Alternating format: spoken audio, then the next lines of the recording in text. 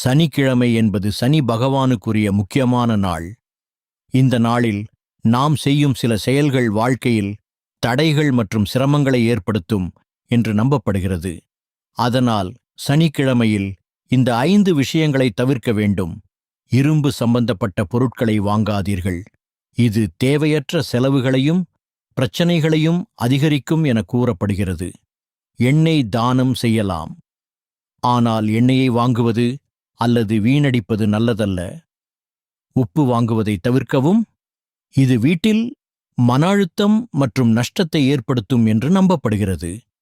துடைப்பம் அல்லது சுத்தம் செய்யும் பொருட்களை வாங்க வேண்டாம். அது வீட்டின் செல்வ வளத்தை குறைக்கும் என சொல்லப்படுகிறது.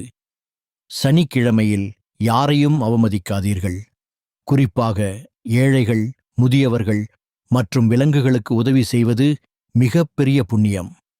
சனி பகவானின் அருள் கிடைக்க நல்ல செயல்கள் செய்யுங்கள், பிறருக்கு உதவுங்கள், மனசாட்சியுடன் வாழுங்கள்.